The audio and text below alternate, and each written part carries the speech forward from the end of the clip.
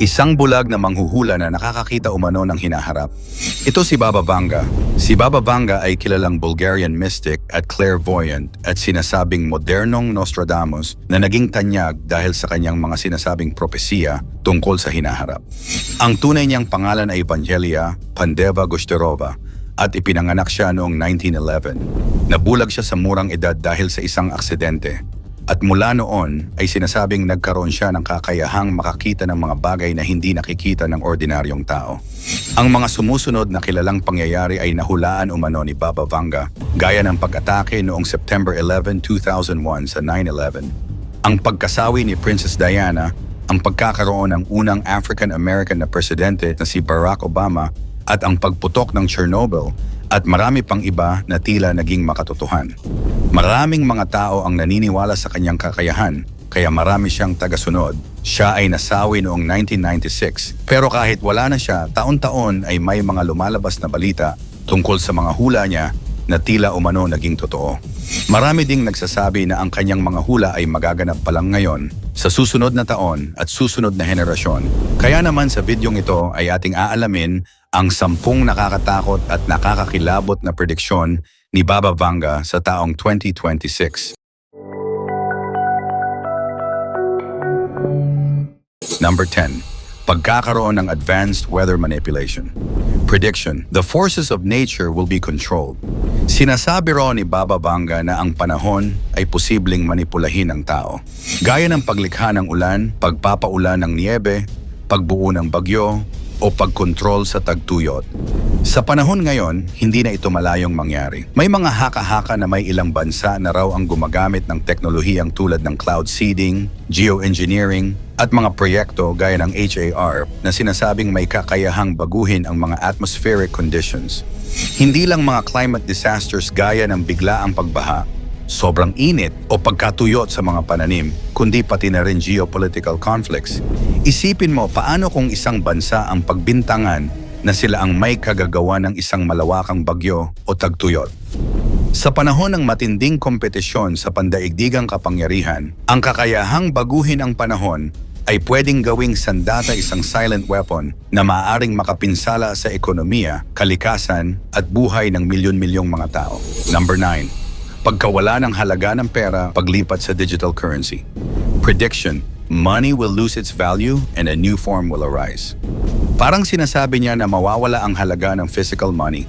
Ngayong unti-unti nang pumapasok ang digital currency, crypto, at central bank digital currency, tila tumatama ang hula. Sabi ng ilang ekonomista, ang 2026 ay taon kung saan mas maraming bansa ang maglulunsad ng opisyal na digital currency. Pero kasabay nito, babalarin ito sa hacking, financial control, at surveillance. Number 8. Pag-atake sa Europa gamit ang bioweapon. Prediction: a big country will test biological weapons in Europe.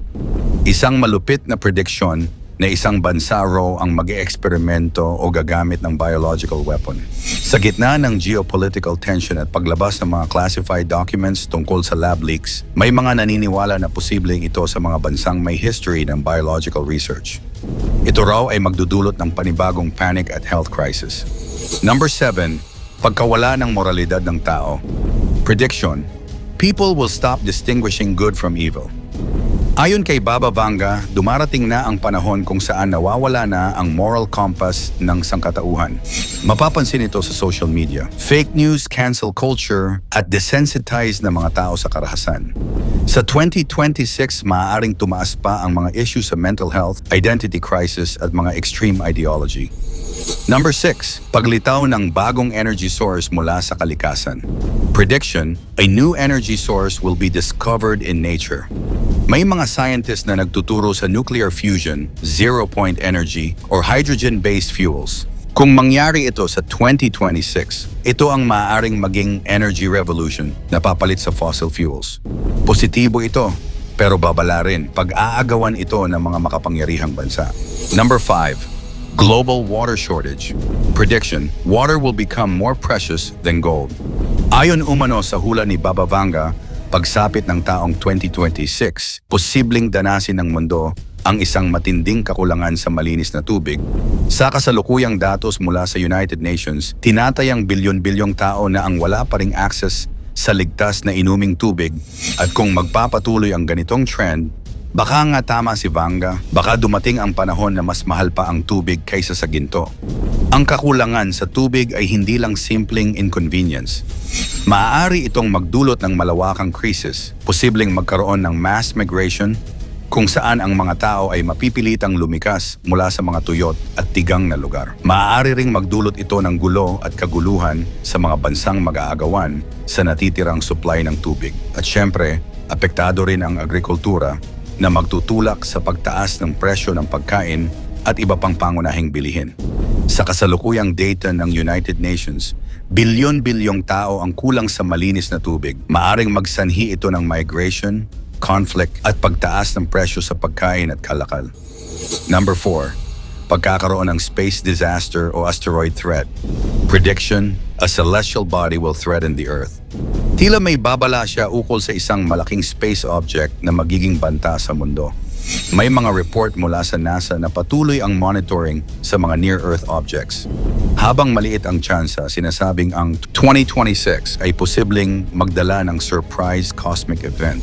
Number 3, pagtaas ng artificial na pagkabuntis at genetic engineering. Prediction, humans will be grown in labs. Ayon sa hula, magiging normal na raw ang mga lab-grown babies o artificial wombs. Ngayon pa lang may mga bansa na nagsasagawa ng ganitong research sa 2026. Posibleng ito'y maging legal at laganap. Babala, maganda man ito para sa infertile couples, pero moral at ethical issue ang kaakibat. Number 2, paglabas ng bagong virus mula sa yelo.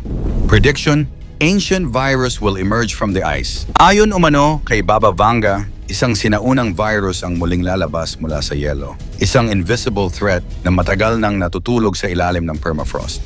Dahil sa global warming, unti-unting natutunaw ang Arctic at mga nagyayelong bahagi ng mundo. At kasabay nito, may posibilidad na magising muli ang mga ancient viruses na libu-libong taon nang nakakulong sa yelo.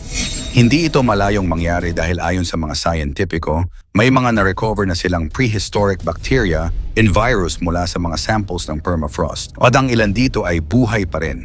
Ibig sabihin, may basehan ang takot na baka may virus na biglang sumulpot, hindi pa kilala, walang lunas, at posibleng mas mapanganib pa kaysa sa mga naranasan natin gaya ng COVID-19. Kung mangyari ito, posibleng magdulot ito ng panibagong global health crisis at sa sobrang advanced na ng mga ancient pathogens na ito, baka hindi agad kayanin ng modernong medisina. At ang number 1, pagbabago sa kamalayan ng tao. Prediction, there will be a shift in human consciousness. Sinasabi ni Baba Vanga na darating ang panahon na magbabago ang pananaw at damdamin ng sangkatauhan parang spiritual awakening. Matapos ang lahat ng krisis, ang pandemya, digmaan, economic crisis, posibleng ang 2026 ay simula ng bagong uri ng pag-iisip. Mas makatao, mas konektado sa kalikasan at mas malalim ang pagkaunawa sa layunin ng buhay. Ang mga hula ni Baba Vanga ay hindi palaging literal. Maaaring babala, maaaring paalala, pero sa dulo tayo pa rin ang may kapangyarihan kung paano natin haharapin ang bukas. Tandaan, mangyari man o hindi ang mga hula at propesiya ni Baba Vanga, isa lang dapat ang ating tanggapin, paniwalaan at asahan ito ang nag-iisa nating kataas-taasang Diyos.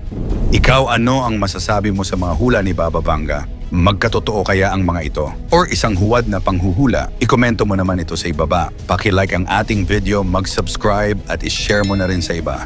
Salamat at God bless!